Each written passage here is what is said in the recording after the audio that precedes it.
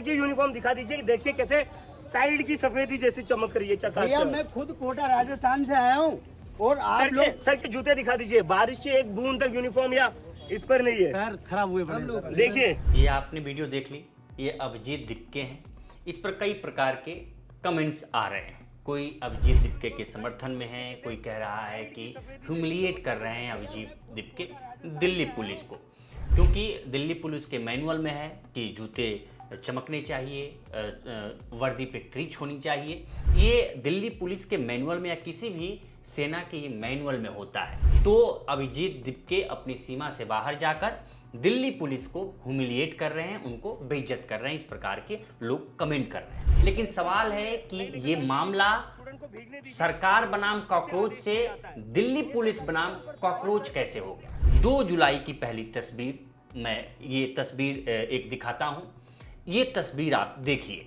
अब इस तस्वीर में अभिजीत दीपके ने दिल्ली पुलिस पे आरोप लगाया कि दिल्ली पुलिस ने 2 जुलाई को शिवाजी की किताब फेंक दी, बाबा साहब डॉक्टर भीमराव अंबेडकर की किताब फेंक दी। उन्होंने ये गंभीर आरोप लगाया।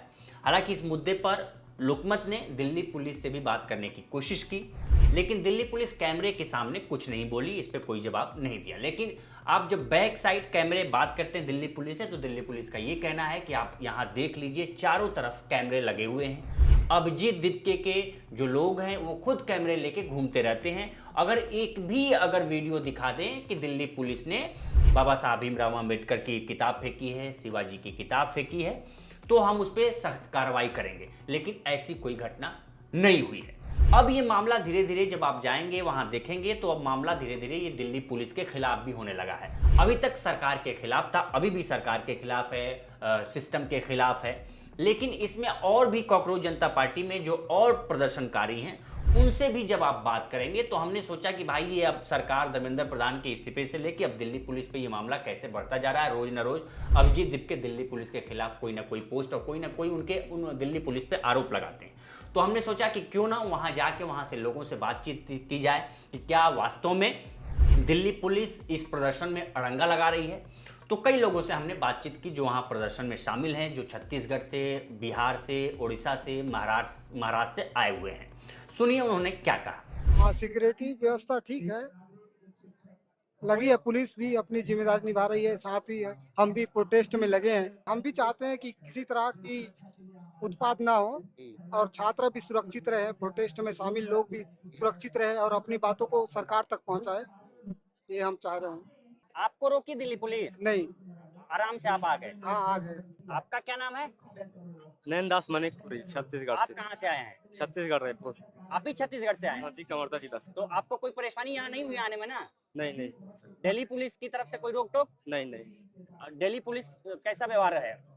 वो भी हमारा भाई है, हाँ, तो हम प्रेम व्यवहार से अपना जो भी काम करे विरोध करे उसका। दिल्ली पुलिस सब भाई हैं।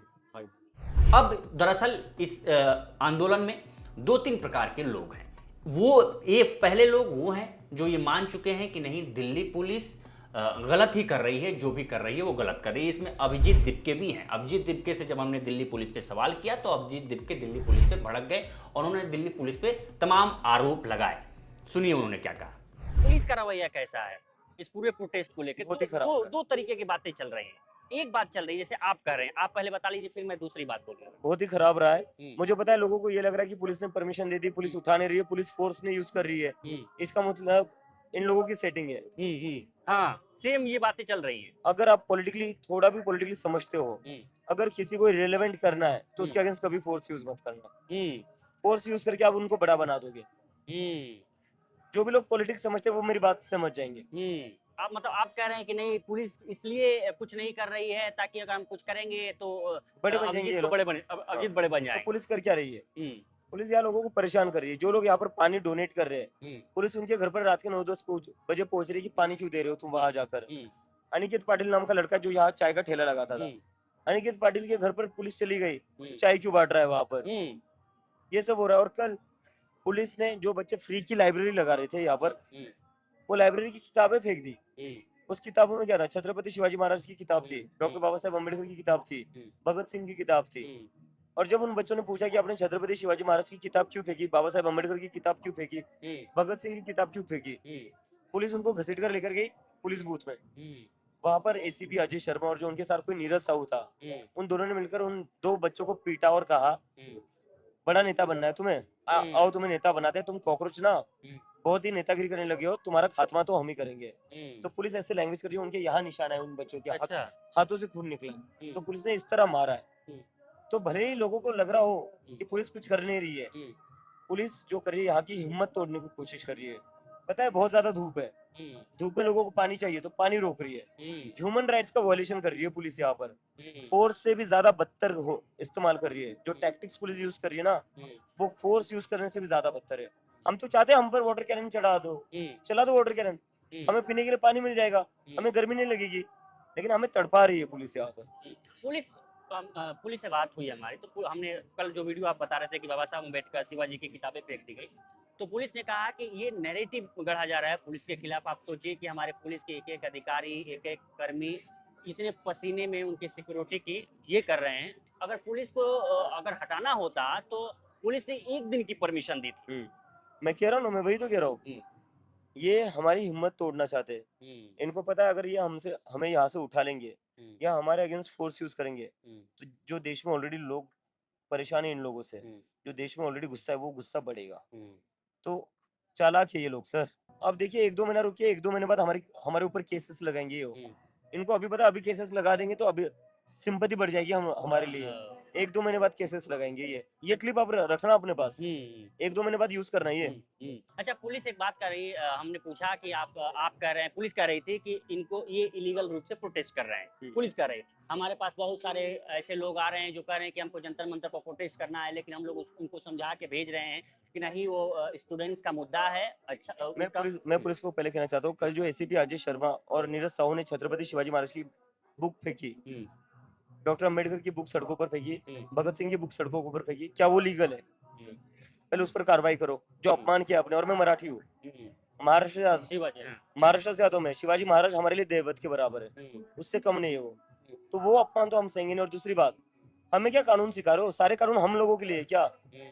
सारा लॉ एंड ऑर्डर इस देश के जो नागरिक है, दबे कुचले नागरिक है, उनके लिए। धर्मेंद्र प्रधान 20 बच्चों की सुसाइड के बाद भी, 20 बच्चों का खून है धर्मेंद्र प्रधान के हाथों पर, उसके बाद भी वो शिक्षा मंत्री बने हुए, क्या वो लीगल है? तो पुलिस को बोलो पहले उसके ऊपर एक्शन ले ले। न्याय कानून पहले उनको सिखा दे, बाद में हमें सिखाए।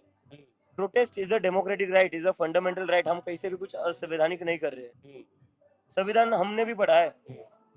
दूसरे प्रकार के वो लोग हैं जो ये कह रहे हैं कि नहीं, दिल्ली पुलिस बहुत मुस्तैद है, मजबूती के साथ खड़ी है और हमारा समर्थन कर रही है, हमारी सिक्योरिटी व्यवस्था देख रही है, और जो राइट विंग के लोग आ रहे हैं इस प्रदर्शन में और भड़काने की कोशिश कर रहे हैं, उनको गिरफ्तार करके उनको हिरासत में ले जाके बाहर कर रही है, ताकि हम अच्छे से सुचारू रूप से अपनी मांग सरकार के खिलाफ उठा सकें और अपनी डिमांड रख सकें। इसमें दिल्ली पुलिस सहयोग कर रही है।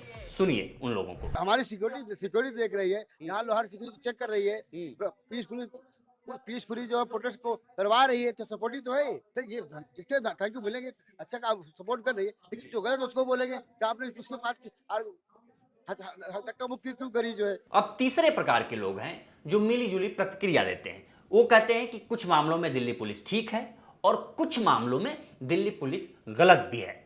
वो सुनिए वो क्या कह रहे हैं। लाइट काट दिए, चार्जर पॉइंट काट दिए गए हैं। मैं खुद बैठा हूँ, मेरे चार्जर लगा रखे, बोले पहले स्कॉट ऑयल आग लग जाएगी। मैं कहा सर आग जहाँ लगी वहाँ तो आपने बुझाया नहीं, जो है यहाँ कैसे लग जाएगी? मतलब किसी की तरह से सपोर्ट भी कर रहे हैं और प्रेशर भी है, ताकि उनको कैसे वो करे।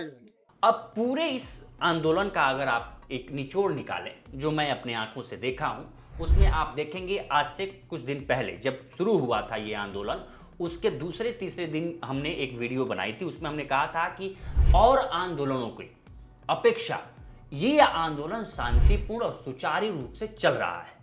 इसमें कॉकरोच जनता पार्टी के जो लोग हैं या जो सरकार से असंतुष्ट हैं वो भी लोग जागरूक हैं, और दिल्ली पुलिस भी मुस्तैदी के साथ उनकी सिक्योरिटी व्यवस्था में खड़ी है, जो बहुत कम दिखती है। हमने कई आंदोलन हमने कवर किए हैं, चाहे वो किसान आंदोलन रहा हो या अलग अलग आंदोलन रहे हों, उसमें भी।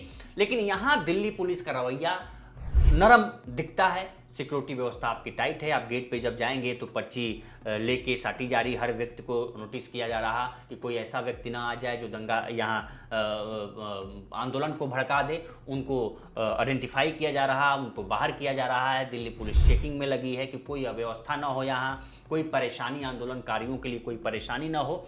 और 24 घंटा वहाँ दिल्ली पुलिस रह रही है। तो हम एक ये कह सकते हैं कि बाकी आंदोलनों के सापेक्ष इस आंदोलन में पुलिस की सक्रियता आपको ज़्यादा दिखती है। हर चीज़ की दिल्ली पुलिस नोटिस करती है। दिल्ली पुलिस ने अब कैमरे भी लगा चुके हैं। आप ऊपर देख रहे हैं जो कैमरा, ये दिल्ली पुलिस का है। वो कैमरों के जरिए भी इसकी निगरानी कर रही है कि कोई ऐसे अराजक तत्व ना आ जाए जो इस आंदोलन को भड़का दें या आंदोलन पर कोई इम्पैक्ट डालें। चूंकि दिल्ली पुलिस से आप जब बैक साइड कहेंगे कि भाई ये कितने दिनों का आंदोलन है, कितने दिनों की परमिशन मिली है, तो दिल्ली पुलिस ये नहीं बोलती है। दिल्ली पुलिस कहती है कि 1 दिन का ही परमिशन था, लेकिन अब उस परमिशन को ये बाईपास कर चुके हैं। अभिजीत दिप्के से जब हमने ये सवाल किया कि भाई 1 दिन का आपका परमिशन था यहाँ, क्योंकि दिल्ली पुलिस या और लोग कह रहे हैं कि हमें भी प्रदर्शन करना है किसी न किसी मुद्दे को लेके, तो हम कहाँ जाएं। तो इस पे हमने जब अभिजीत दिप्के से पूछा तो उन्होंने कहा कि हम प्रदर्शन कर रहे हैं, हम कोई यहाँ मारामारी नहीं कर रहे हैं, हम अपनी हक की आवाज़ उठा रहे हैं। ये जंतर मंतर प्रोटेस्ट करने के लिए ही जगह है। लेकिन सवाल है कि और लोगों को भी प्रदर्शन करना है। कल जब हम वहाँ गए तो और भी लोगों के लिए जगह दे दी गई है।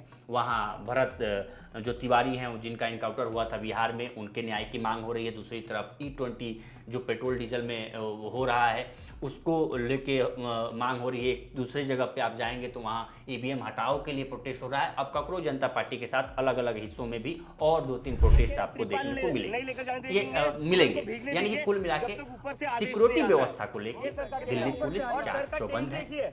लेकिन सवाल यही है कि आखिर कॉकरोच जनता पार्टी और दिल्ली पुलिस के बीच क्लैश कहां आ रहा है। आपको क्या लगता है इस मामले में? हमें कमेंट करिए और सेक्शन में जरूर बताइए। देखते रहिए लोकमत हिंदी।